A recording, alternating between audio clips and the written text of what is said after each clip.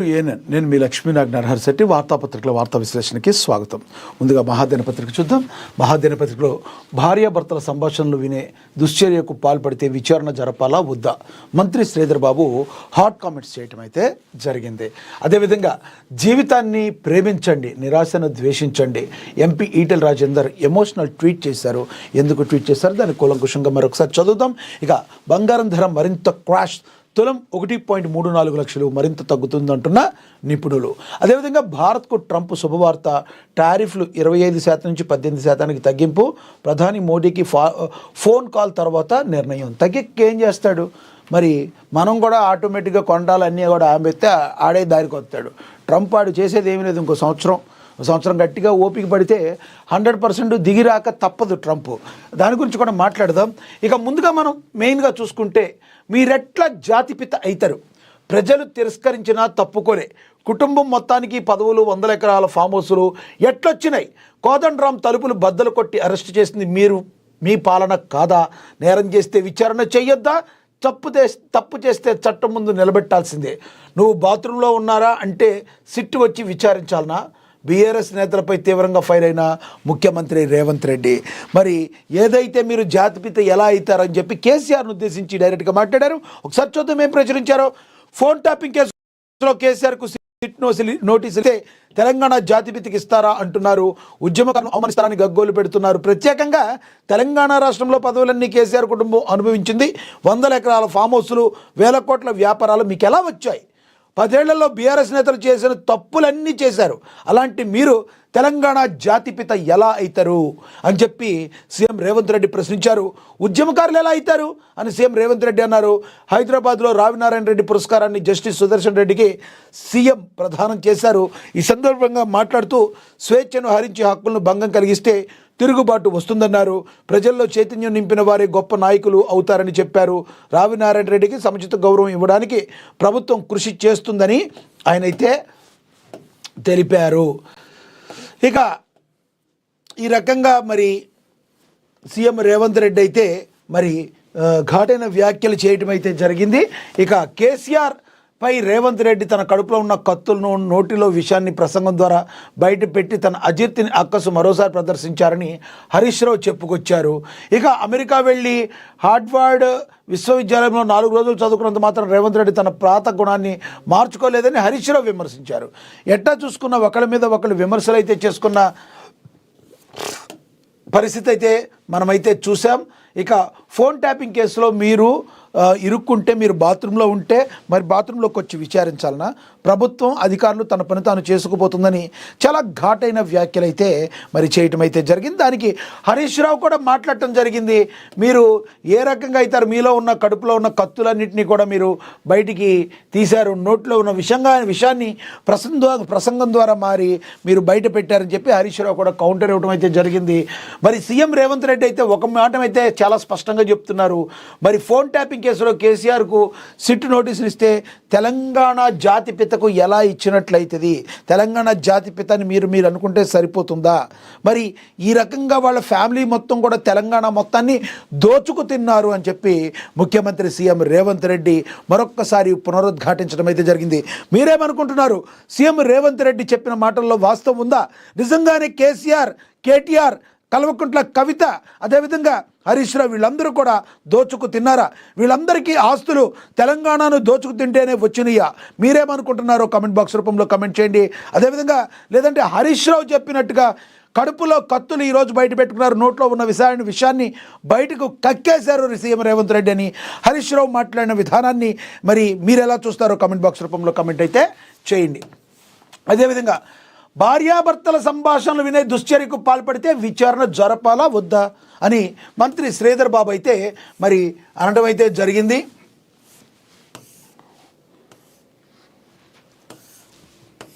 ఏమన్నారు చూద్దాం. మంత్రి శ్రీధర్ బాబు విచారణ జరపాల వద్ద ఫోన్ ట్యాపింగ్ కేసుపై తెలంగాణ ఐటీ పరిశ్రమల శాఖ మంత్రి దుద్దిళ్ల శ్రీధర్ బాబు కీలక వ్యాఖ్యలు చేశారు. సోమవారం హైదరాబాద్లో మీడియా వేదికగా మాట్లాడుతూ చట్టం తన తాను చేసుకుపోతుందని స్పష్టం చేశారు. భార్యాభర్తల సంభాషణలు వినే దుశ్చర్యకు పాల్పడితే విచారణ జరపాలా వద్దా అని ప్రశ్నించారు. తప్పు చేసి మాపైన అభియోగాలు మోపుతున్నారని ధ్వజమెత్తారు. సీఎం రేవంత్ రెడ్డికి ఎవరి మీద కక్ష సాధింపు ఆలోచన లేదని మంత్రి శ్రీధర్ బాబు తెలిపారు. ఫోన్ ట్యాపింగ్ వ్యవహారం రాష్ట్రానికి చెడ్డ పేరు తెచ్చిందన్నారు. సాధారణంగా ఉగ్రవాదులు ఆటంకవాదులు ఫోన్లను ట్యాప్ చేస్తారని, కానీ ఇక్కడ నాయకులు జడ్జీలు వ్యాపారవేత్తల ఫోన్లనే ట్యాప్ చేశారన్నారు. ఆధారాలు లభించిన నేపథ్యంలో విచారణ జరుగుతుందని తెలిపారు. ఫోన్ ట్యాపింగ్ ఎవరు చేశారు, ఎందుకు చేశారో తేల్చాల్సిన బాధ్యత తమ ప్రభుత్వంపై ఉందని మంత్రి శ్రీధర్ బాబు స్పష్టం చేశారు. బీజేపీ నేతలు బండి సంజయ్, కొండా విశ్వేశ్వరరెడ్డి, ధర్మపురి అరవింద్ ఫోన్ ట్యాపింగ్పై విచారణ చేయాలని డిమాండ్ చేశారని ప్రస్తావించారు. వారి కుటుంబ సభ్యులు ఫోన్ ట్యాపింగ్ జరిగిందని బీజేపీ నేతలు చెబుతున్నారన్నారు. ఈ నీచానికి ఎవరికి వడిగట్టారో విచారణ జరిపిస్తున్నామన్నారు. దుశ్చర్యకు పాల్పడిన వారిని కఠినాతి కఠినంగా శిక్షిస్తామని చెప్తున్నారు. మీరు భార్యాభర్తల విషయాల్లో ఎవరెవరు మాట్లాడుకుంటున్నారో, ఎదుటి వారి మనసుల్లో ఏం మాట్లాడుకుంటున్నారో అవన్నీ తెలుసుకుంటాం. ఈ రకంగా ట్యాపింగ్ చేయడం అనేది చాలా రాంగ్. ఎవరు చేశారో, ఎందుకు చేశారో ఇవన్నీ బాధ్యత మా పైన ఉంది. ఇలా అదేవిధంగా బీజేపీ నేతలైన కొండా విశ్వేశ్వరరెడ్డితో సహా బండి సంజయ్ లాంటి, ధర్మపురి అరవింద్ లాంటి వాళ్ళ ఫోన్లు కూడా ట్యాప్ అయినట్టుగా వాళ్లే చెప్తున్నారు. మరి ఎందుకు చేశారో తెలుసుకోవాల్సిన బాధ్యత మా మీద ఉంటుంది. మా పని మమ్మల్ని చేసుకునేవాడిని, అంతేగాని మీరు ఎన్నో రకాలుగా బురద జల్లినంత మాత్రాన మా ప్రభుత్వం మీద మాకేం వచ్చిన నష్టం లేదని దుద్దిళ్ల శ్రీధర్ బాబు అయితే చెప్పడం అయితే జరిగిందని కూడా ప్రచురించారు. ఇక అదేవిధంగా చూసుకుంటే జీవితాన్ని ప్రేమించండి, నిరాశను ద్వేషించండి. ఎంపీ ఈటెల రాజేందర్ అయితే మరి ఆయన చెప్పడం అయితే జరిగింది.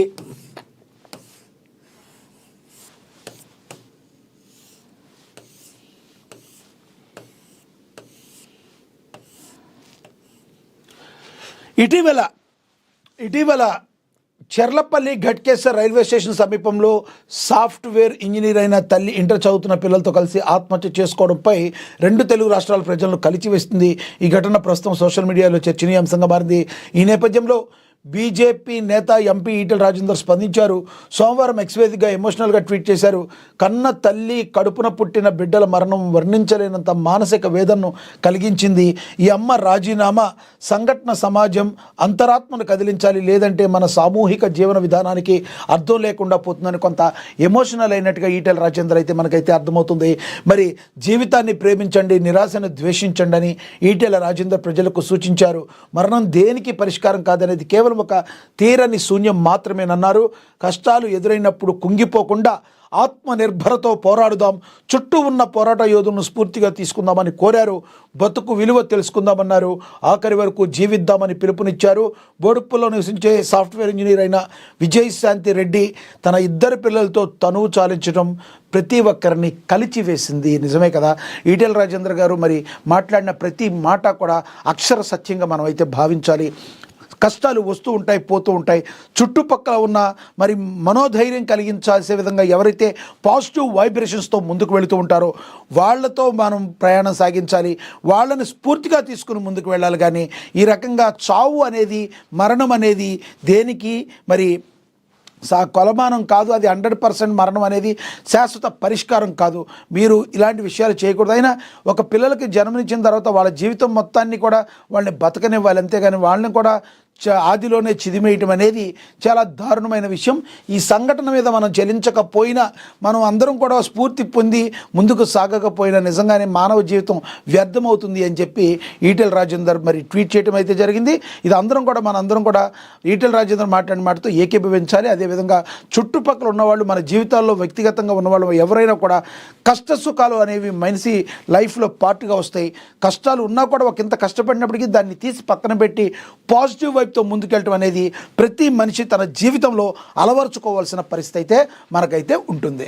ఇక అదేవిధంగా తదుపరి చూద్దాం. బంగారం ధర మరింత క్రాష్ అయింది. తులం 1.34 లక్షలు మరింత తగ్గుతుందంటున్నారు ఈ నిపుణులు. మనకు తెలుసు, బంగారం ధర ఒక్కోసారి పెరిగిపోతుంది, ఒక్కోసారి తగ్గుతూ వస్తుంది.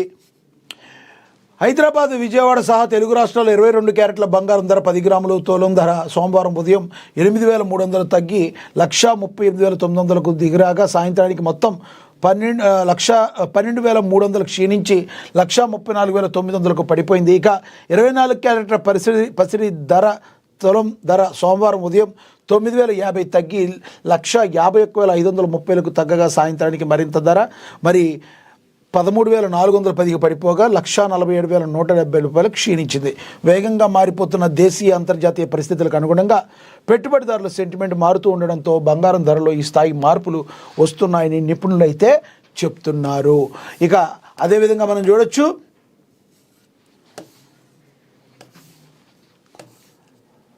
రాహుల్ వర్సెస్ రాజ్నాథ్ లోక్సభలో రచ్చ. లోక్సభలో ప్రతిపక్ష నేత రాహుల్ గాంధీ చేసిన ప్రకటన సోమవారం తీవ్ర గందరగోళానికి కారణమైంది. సభలో రాష్ట్రపతి ప్రసంగంపై ధన్యవాద తీర్మానంపై చర్చలో పాల్గొంటూ రాహుల్ గాంధీ తన ప్రసంగం ప్రారంభంలో చైనా ట్యాంకులు భారతదేశంలోకి ప్రవేశించాయన్నారు. రాహుల్ గాంధీ ఇలా చెప్పగానే రక్షణ మంత్రి రాజ్నాథ్ సింగ్ తీవ్ర అభ్యంతరం వ్యక్తం చేశారు. ఇదే సమయంలో హోంమంత్రి అమిత్ షా కూడా తన సీటు నుంచి లేచి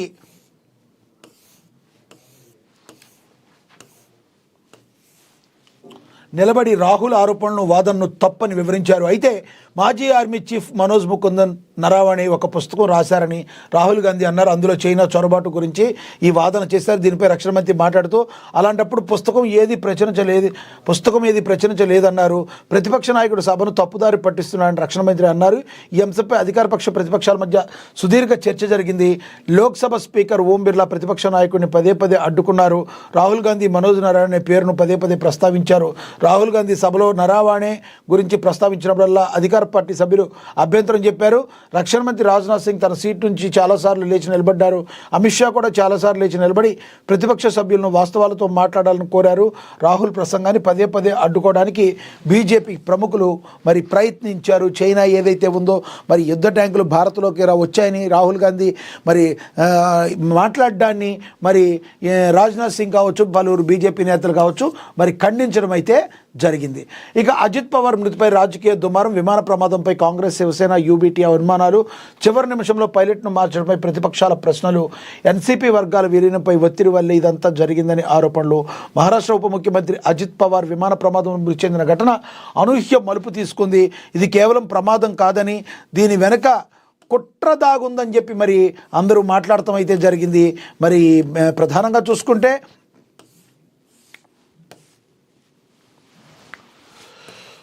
శివసేన, యూబీటీ పార్టీలు సంచలనం చేసే ఆరోపణలు చేయడంతో రాజకీయ దుమారం రేగింది. ఈ ఘటనపై ఉన్నతస్థాయి విచారణ జరపాలని ఆ పార్టీ నేతలు డిమాండ్ చేస్తున్నారు.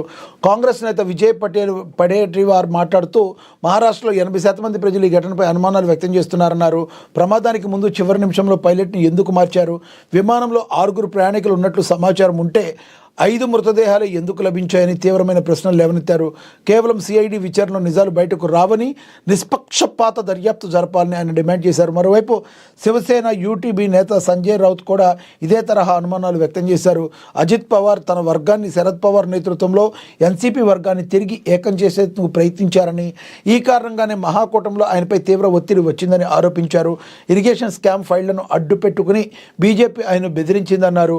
పార్టీలోకి తిరిగి రావాలని నిర్ణయించుకున్న కొద్ది రోజులకే ఆయన మరణించడం మిస్టరీగా ఉందని, దీనిపై పూర్తి స్థాయి విచారణ జరపాలని రౌత్ డిమాండ్ చేశారు. ఈ ఆరోపణలు బీజేపీ తీవ్రంగా ఖండించింది. ఇవన్నీ నిరాధారమైనవని, ఒకరి మరణంపై రాజకీయ ప్రయోజనాలు పొందాలనుకోవడం దారుణమని బీజేపీ ఎమ్మెల్సీ చిత్రవాగ్ విమర్శించారు. అజిత్ పవార్పై పాలక కూటమి నుంచి ఎలాంటి ఒత్తిడి లేదని ఆమె స్పష్టం చేశారు. కాగా అజిత్ పవార్ బీజేపీని వేయడానికి సిద్ధమైన కొద్ది రోజులకే ఈ ప్రమాదం జరిగిందంటూ పశ్చిమ బెంగాల్ ముఖ్యమంత్రి మమతా బెనర్జీ తొలుత అనుమానం వ్యక్తం చేశారు.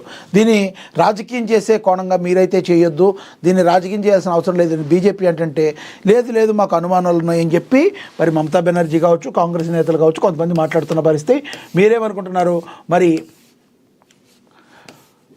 కమెంట్ బాక్స్ రూపంలో కమెంట్ చేయండి. ఇక అదేవిధంగా మా ఫోన్లు ట్యాపింగ్ చేసి మాపైనే కేసులు పెట్టారు. బీజేపీ నేతల ఫోన్లనే కేసీఆర్ ప్రభుత్వంలో టార్గెట్ చేశారని బీజేపీ చీఫ్ రామచంద్రరావు తీవ్రంగా ఆరోపించారు. ఫోన్ ట్యాపింగ్ చేయాల్సిన అవసరం కేసీఆర్కి ఎందుకు వచ్చిందంటూ బీజేపీ చీఫ్ రామచంద్రరావు ఫైర్ అయ్యారు. తొలుత బీజేపీ నేతల ఫోన్లనే ట్యాపింగ్ చేశారని గుర్తు చేశారు.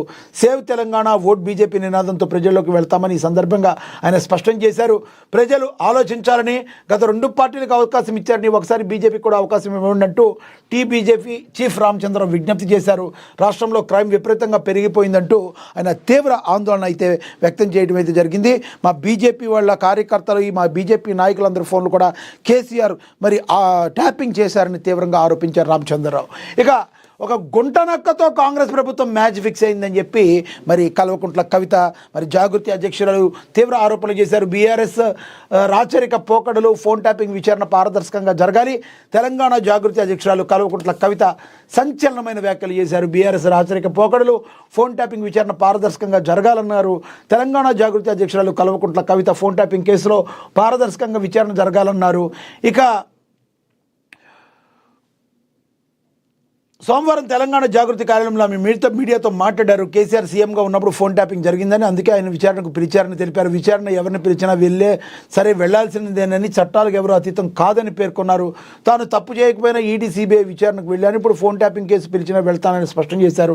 కానీ కేటీఆర్ మాత్రం కేసీఆర్ను అసలు విచారణకే పిలవద్దని అంటున్నారని, ఇలాంటి రాచరిక పోకడలు ఆలోచనలు మారకపోతే బీఆర్ఎస్ను ఎవరూ కాపాడలేరన్నారు. ఫోన్ ట్యాపింగ్ కేసు సాగదీయకుండా విచారణ తుద్దెసుకు తీసుకురావాలన్నారు. అదేవిధంగా కేసీఆర్ను ఫోన్ ట్యాపింగ్ కేసులో విచారణకు పిలిచే పరిస్థితి ఎందుకు వచ్చిందని బీఆర్ఎస్ ఆలోచించుకోవాలని సూచించారు. గుంటనక్కతో కాంగ్రెస్ ప్రభుత్వం మ్యాచ్ ఫిక్స్ అయిందని చెప్పి మరి హరీష్ రావును ఉద్దేశించి పరోక్షంగా మాట్లాడినట్టుగా మనకు తెలుస్తుంది. అందుకే ఈ కేసులో పూర్తి విచారణ చేస్తారని తనకు నమ్మకం లేదని వెల్లడించారు. మున్సిపల్ ఎన్నికల కోసమే కొన్ని రోజులు ఈ కేసును అటు ఇటు తిప్పుతున్నారని, నిజంగా కాంగ్రెస్ చిత్తశుద్ధి ఉంటే మరి 2 ఏళ్లుగా ఎందుకు కేసు ముందుకు నడపడం లేదని ప్రశ్నించారు. ఏడీఐజీసీ సింగపూర్ గేట్వే అనే సంస్థ డేటా సెంటర్ ద్వారా 67,000 కోట్ల పెట్టుబడులు అన్నారని, కానీ ఆ సంస్థ కనీసం వెబ్సైట్ కూడా లేదని కవిత మరి మాట్లాడటం అయితే జరిగింది. ఓవరాల్గా చూసుకుంటే గుంటనక్కతో కాంగ్రెస్ ప్రభుత్వం మ్యాచ్ ఫిక్స్ అయిందని చెప్పి డైరెక్ట్గా అనకపోయినా గుంటనక్క ఫస్ట్ నుంచి ఎవరిని గురించి అంటున్నారో మరి నెటిజన్లందరికీ తెలుసు, సామాన్య ప్రజలందరికీ తెలుసు. కవిత మాట్లాడుతున్న ఈ మాటలని మీరే రకంగా చూస్తారో మరి కమెంట్ బాక్స్ రూపంలో కమెంట్ అయితే చేయండి. ఇక మిగతాది ఎంజీ యూనివర్సిటీలో విద్యార్థుల భోజనంలో గుట్కా ప్యాకెట్ కలకలం రేపింది. హైవేపై ఏబీవీపీ భారీ రాస్తారోకో స్తంభించింది ట్రాఫిక్. వీసీ తీరుపై విద్యార్థులు ఆగ్రహం వ్యక్తం చేశారు. మెయిన్ గేట్ వద్ద తమ గిన్నెలతో నిరసన తెలియజేశారని కూడా ప్రశ్నించారు. ఇక ఓటీటీలోకి శంబాలా సరికొత్త రికార్డు. ఆహాలో 11 రోజుల వద్ద మిలియన్ల స్ట్రీమింగ్ నిమిషాలు జరిగాయని, శంబాలా సినిమా మరి ఓటీటీకి వచ్చేసిందని కూడా ప్రచురించారు. ఇక తర్వాత కార్యకర్తలే కమలం పార్టీకి పెద్దపీటని, 80% మంది కార్యకర్తలకి కార్పొరేట్ టికెట్లని, సర్వే నివేదికల ఆధారంగా టికెట్లు ఖరారు చేసిన త్రిసభ్య కమిటీ, 66 మంది అభ్యర్థుల జాబితాను విడుదల చేసిన బీజేపీ రాష్ట్ర నాయకత్వం. ఇక మా ఫోన్లు ట్యాపింగ్ చేసి మాపైనే కేసులు పెడతారా? లా అండ్ ఆర్డర్ పూర్తిగా విఫలమైందన్నారు. మరి తెలంగాణ మరి డ్రగ్కి ఎడిట్గా మారిపోయిందన్నారు. హిందూ దేవాలయాలపై దాడులు పెరుగుతున్నాయి, చివరకు దేవాలయాల భూములు మరి రియల్ ఎస్టేట్ వ్యాపారంగా మారుతున్నాయని చెప్పారు. కాంగ్రెస్ ప్రభుత్వం కమిషన్ కాంట్రాక్ట్ కరప్షన్ ప్రభుత్వం అని అభివర్ణించారు. ఇది 40% కమిషన్ ప్రభుత్వం అని వ్యంగ్యంగా మరి మాట్లాడటం అయితే జరిగిందని మాట్లాడారు. ఇక ఓవరాల్గా చూసుకుంటే అదేవిధంగా దక్షిణాది రాష్ట్రాలకు పెరిగినున్న పన్ను వాటా, 16వ ఆర్థిక సంఘ సిఫార్సులు అమలు, ఏపీ తెలంగాణకు పెరిగిన నిధులని కూడా ప్రచురించడం అయితే జరిగింది. జీవితాన్ని ప్రేమించండి, నిరాశ ద్వేషించండి అని మనం ఇందాక ఆల్రెడీ చెప్పుకున్నాం. ఈటెల రాజేందర్ ఏవైతే మాట్లాడారో దాని గురించి అయితే మాట్లాడాం. ఇక గోదావరి పుష్కరాలపై సమావేశం.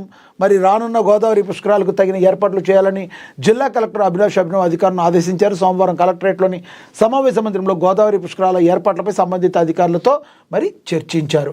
అదేవిధంగా నల్గొండలో సింహగర్జన 18వ డివిజన్లో మారుతున్న సీన్. కాంగ్రెస్ రెబల్ అభ్యర్థి ఆలకుంట్ల ఝాన్సీ రాణికి పెరుగుతున్న మద్దతు. బరిలో నుంచి తప్పుకుని మద్దతు ప్రకటించిన చిగుర్ల లలిత సురేష్. తాజా మాజీ కౌన్సిలర్ తీరుపై ఓటర్ల ఆగ్రహం, వసూళ్ల పర్వంపై చర్చ. కార్పొరేషన్లో సగానికి పైగా డివిజన్లో ఏఐఎఫ్బి అభ్యర్థులే ఉన్నారు అని చెప్పి కూడా ప్రచురించడం అయితే జరిగింది. ఇక అదేవిధంగా మరి చూసుకుంటే కరీంనగర్ జిల్లాలో సీఎం రేవంత్ రెడ్డి పర్యటించనున్నారు. ఈ నెల 5వ తేదీన ముఖ్యమంత్రి రేవంత్ రెడ్డి కరీంనగర్ జిల్లా పర్యటన పురస్కరించుకున్న ఏర్పాట్లు ముమ్మరంగా సాగుతున్నాయి. ఇందులో భాగంగానే సోమవారం చొప్పదండి నియోజకవర్గంలోని గుమ్లాపూర్ సభా ప్రాంగణం, హెలిప్యాడ్ పార్కింగ్ స్థలాలను స్థానిక ఎమ్మెల్యే మేడిపల్లి సత్యంతో కలిసి పోలీస్ కమిషనర్ గౌసలం క్షేత్రస్థాయిలో పరిశీలించారు. బారికేడ్లు ఏర్పాటు చేశారు. సభా ప్రాంగణం మ్యాప్ ఆధారంగా భద్రతాపరంగా తీసుకోవాల్సిన జాగ్రత్తలను, బారికేడ్ల నిర్మాణ శైలిని సిపి పరిశీలించారు. ప్రజలకు ఎలాంటి ఇబ్బందులు కలగకుండా పటిష్టమైన బారికేడ్ విధానాన్ని అమలు చేయాలని అధికారులను ఆదేశించారు. ఇక ప్రజాప్రభుత్వాన్ని ఆదరించాలని మానకొండూరు ఎమ్మెల్యే డాక్టర్ కవ్వంపల్లి చెప్పినట్టుగా కూడా ప్రచురించారు. ఇక అదేవిధంగా భారత్లో జన్జీ ఆందోళనల సృష్టి సృష్టికి ప్రయత్నాలు, సుప్రీంకోర్టుకు సంచలన విషయాలు చెప్పిన కేంద్రం అని కూడా ప్రచురించారు. ఇక హార్డ్ వర్క్ చేయకపోతే ఎవరు కూడా కాపాడలేరు, మరి లైఫ్ ఒకనొక టైంలో కష్టపడిపోతే మనల్ని ఎవరు రక్షించలేరు అన్నది జగమెరుగైన సత్యం. మన పెద్దలు కూడా వయసులో ఉన్నప్పుడు ఏదైనా సంపాదించగలం, ఆ తర్వాత మన తరం కాదు అంటుంటారు. అలాగే కష్టపడి డిగ్రీలు చదివి ఉద్యోగం సంపాదించగా అమ్మయ్య అనేస్తాం, కానీ అక్కడి నుంచే మన అభివృద్ధి ఎదుగుదల మొదలవుతుంది. అలా కాకుండా చతికిలు పడితే అంతే పరిస్థితి అంటూ నెట్టింట షేర్ చేసిన పోస్ట్ అందరినీ అమితంగా ఆకర్షించడమే కాక ఆలోచింపజేసేలా ప్రశంసలు కురిపిస్తున్నాయని ఒక ఆర్టికల్ రాయడం కూడా జరిగింది. ఇక మహానటి బ్యూటీ ఇల్లు కేరళ శైలికి కేర్ ఆఫ్గా అని చెప్పి కీర్తి సురేష్ గురించి మరి రాయటం అయితే జరిగింది ఒకటి. అదేవిధంగా ప్రజావాణి వినతులు నిర్ణీత గడువుల్లోపు పరిష్కరించాలని, మరి పరీక్షా కేంద్రాలు ప్రభుత్వ జూనియర్ కళాశాలపై దృష్టి సారించండి హనుమకొండ జిల్లా కలెక్టర్ స్నేహ శబరి చెప్పడం కూడా జరిగిందని కూడా ప్రచురించారు. ఇక మున్సిపల్ చైర్మన్ల ఎంపికకు ఏర్పాట్లు చేయండి, రాష్ట్ర ఎన్నికల కమిషనర్ రాణి కుమిదిని చెప్పారు. బయోగ్యాస్ ప్లాంట్ నిర్మాణం ఆపేయండి, బల్దియా కమిషనర్కు వినతి పత్రాన్ని అందజేశారు. మరి అదేవిధంగా బీజేపీ గెలిపే లక్ష్యంగా మనందరం పరిచయాన్ని బీజేపీ వరంగల్ జిల్లా అధ్యక్షుడు గంట రవికుమార్ చెప్పడం జరిగిందని కూడా ప్రచురించారు. ఇక బీఆర్ఎస్లో చేరిన జాలాల రవీందర్ రెడ్డి, మరి పరకాల మున్సిపాలిటీలో 14వ వార్డు చెందిన కాంగ్రెస్ పార్టీ సీనియర్ నాయకులు జాల రవీందర్ రెడ్డి కాంగ్రెస్ పార్టీకి రాజీనామా చేశారు. భారత రాష్ట్ర సమితి బీఆర్ఎస్లో చేరారు పరకాల మాజీ ఎమ్మెల్యే చల్ల ధర్మారెడ్డి అని కూడా ప్రచురించారు. ఇక రానున్న మున్సిపల్ ఎన్నికల్లో గెలిపే లక్ష్యంగా రాజకీయ పార్టీలన్నీ ముందుకు వెళుతున్నాయి. ఇక కారాపూర్లో జోరుగా కాంగ్రెస్ ప్రచారం, పాల్గొన్న పార్టీ నాయకులు అభిషేక్ రెడ్డి, భార్గవిరాజును భారీ మెజార్టీతో గెలిపించాలని కూడా చెప్పారు. ఇక తెలంగాణ పబ్లిక్ స్కూల్ సందర్శించిన జోష్నారెడ్డి అని మైనార్టీ యువతకు ఉపాధి శిక్షణ ఇవ్వాలని చెప్పి మరి ఆదిలాబాద్ నిరుద్యోగ మైనార్టీ యువతకు స్వయం ఉపాధి కల్పించే ఉద్దేశంతో జిల్లా యంత్రాంగం ఆధ్వర్యంలో 3 నెలల ఉచిత నైపుణ్య శిక్షణ కార్యక్రమాలు ప్రారంభించామని జిల్లా కలెక్టర్ రాజశ్రీ షా తెలిపారని కూడా ప్రచురించారు. ఇక ఎన్నికల్లో పీఓ ఏపీఓల పాత్ర కీలకంగా ఉండాలని కలెక్టర్ అయితే చెప్పడం అయితే జరిగిందని చెప్పారు. ఇక మున్సిపల్ బరిలో బీజేపీ జోరు, కమలం గుర్తుకు ఓటు వేసి గెలిపించాలని అభ్యర్థించారు. అదేవిధంగా బెంగాల్కు కొత్తగా సరుకు రవాణా కారిడార్, వరాకిల్ నిధులే వేట 14 లక్షల కోట్లు కావాలట అని చెప్పి కూడా మరి బిజినెస్ న్యూస్లో రాయటం అయితే జరిగింది. అదేవిధంగా చూడొచ్చు, చలో Georgia, hero Mahesh Babu Georgia వెళ్ళనున్నారట. Mahesh Babu హీరోగా రాజమౌళి దర్శకత్వంలో అంతర్జాతీయ స్థాయి రూపొందించిన చిత్రం వారణాసి. ఈ సినిమా ప్రియాంక చోప్రా, పృథ్వీరాజ్, సుకుమారన్, ప్రకాష్ రాజ్ ఇతర ప్రధాన పాత్రలో నటిస్తున్నారు. ప్రస్తుతం ఈ సినిమా చిత్రీకరణ హైదరాబాద్లో జరుగుతుంది. మహేష్ బాబు, ప్రియాంక చోప్రా పాల్గొంటుండగా కీలక సన్నివేశాలు చిత్రీకరిస్తున్నారు. కాగా వారణాసి సినిమా నెక్స్ట్ షెడ్యూల్ జార్జియాలో మొదలు కాబోతుంది. మనందరికీ తెలుసు most awaited movie Rajamouli and మరి మహేష్ బాబు వస్తున్న మూవీ కాబట్టి దీని మీద మరి ప్రపంచవ్యాప్తంగా కూడా ఒక విపరీతమైన బజ్ ఉన్న పరిస్థితి మనకు తెలుసు. ఇక జీవికి జోడిగా అనస్వర, మలయాళంలో హీరోయిన్గా మంచి గుర్తింపు తెచ్చుకున్న అనస్వర రాజన్ ఈ మధ్య ఛాంపియన్ అనే మూవీతో టాలీవుడ్కి పరిచయం అయింది. ప్రస్తుతం మరో తెలుగు చిత్రంలో నటిస్తూ బిజీగా ఉంది. ఇవి అలా ఉండగానే ఓటీటీలోకి కూడా ఎంట్రీ ఇచ్చేసింది. ఈమె నటించిన ఓ ఫీల్ గుడ్ సిరీస్ ఇప్పుడు స్ట్రీమింగ్కి రెడీ అయిపోయింది. ఇంతకీ దాని సంగతి ఏంటి, ఎందులోకి రానుందంటే తమిళ సంగీత దర్శకుడు జీవి ప్రకాష్ కుమార్ ఓవైపు కంపోజర్ చేస్తూనే మరోవైపు హీరోగాను అప్పుడప్పుడు సినిమాలు చేస్తున్నాడు. ఇతడు అనస్వర హీరోయిన్లుగా చేసిన ఓ సిరీస్ లక్కీ, ఇందులో ఓ కుక్కపిల్ల కూడా లీడ్ రోల్ చేసింది. దీని చుట్టూ సిరీస్ అంతా ఉంటుంది. మరి హాట్స్టార్లో ఈ నెల 20వ తేదీ నుంచి తెలుగు, తమిళ, కన్నడ భాషల్లో ఇది స్ట్రీమింగ్ కానుంది. లక్కీ విషయానికి వస్తే తప్పిపోయిన ఓ చిన్న కుక్కపిల్ల హీరోకి దొరుకుతుంది. దీంతో తను తీసుకొచ్చి తన ఇంట్లో ఉంటున్న పాపకి ఇస్తాడు. ఓ రోజు రాజకీయ నాయకుడు సదరు పెట్ డాగ్ని ఎత్తుకుపోతాడు. అసలు ఆ కుక్కపిల్ల సంగతి ఏంటి, చివరకు హీరోకు దగ్గరకు చేరిందా లేదా అనేది స్టోరీలా కనిపిస్తుందని దాని గురించి కూడా రాయడం జరిగింది. ఇక ఆ కారణం వల్లే బాయ్ ఫ్రెండ్తో బ్రేకప్ అని సీతారామమ్మ బ్యూటీ మృణాలి ఠాకూర్ ఇటీవల ఎక్కువ వార్తలు నిలుస్తుంది. సినిమాల కంటే మరి పర్సనల్ లైఫ్లో రూమర్స్ వినిపిస్తూనే ఉన్నాయి. కోలీవుడ్ స్టార్ ధనుష్ను ఆమె పెళ్ళాడిందని వార్తలు వచ్చాయి. వీటిపై తాజాగా ఫుల్ క్లారిటీ ఇచ్చేసింది. ధనుష్ తనకు మంచి ఫ్రెండ్ మాత్రమే కాదు, ఒక అన్నలాంటి వాడని చెప్పుకొచ్చింది మృణాలి ఠాకూర్. కాబట్టి ఇలాంటివన్నీ పిచ్చి పిచ్చి కూడా నమ్మొద్దని చెప్పి తన స్టైల్లో అయితే చెప్పుకొచ్చింది. ఇక దసరాకి కింగ్ హీరో నాగార్జున ఒక స్పెషల్ మూవీ చేస్తున్నారు. మరి కెరీర్లో 100వ చిత్రం అంటే ప్రత్యేకమైందే కదా, అందుకే దసరా పండుగకి సందడి చేయాలని నిర్ణయించుకుంటున్నట్లున్నారు. అభిమానులు కూడా తమ కింగ్ నాగార్జున సెంచరీ సినిమా కోసం ఆసక్తిగా ఎదురుచూస్తున్నారు. 100 అనే వర్కింగ్ టైటిల్తో ఈ చిత్రం రూపొందుతుంది. కింగ్ హండ్రెడ్ అనే వర్కింగ్ టైటిల్తో ఈ చిత్రం రూపొందుతుంది. తమిళ చిత్రం నిదం ఉరుమువానంతో దర్శకుడిగా పరిచయమైన ఆర్ఏ కార్తిక్ ఈ దర్శకత్వం ఈ సినిమాకి వహిస్తున్నారు. మరి నాగార్జున కూడా 100వ సినిమా మరి ఎంతో ఆయన కూడా ఆసక్తిగా ఎదురు చూస్తూ అయితే జరిగింది. ఓవరాల్గా మరి ఈరోజు మనం మహాదినపత్రికలో ఏవైతే ప్రచురించారో వీటన్నింటినీ కూడా విపులీకరించే ప్రయత్నం అయితే చేసాం, విశ్లేషించే ప్రయత్నం అయితే చేసాం. మరింత కూలంకుషంగా మీరు చదవాలన్నా ప్రజలకి ప్రభుత్వానికి వారధిలాగా ఉంటూ నిష్పక్షపాతంగా వార్తలను మీకు అందిస్తున్న ఏకైక మరి ఛానల్ ఏఎన్ఎన్, అదేవిధంగా మహాదినపత్రికను డౌన్లోడ్ చేసుకోండి. ఇది వార్తాపత్రికల వార్తా విశ్లేషణ. నమస్తే.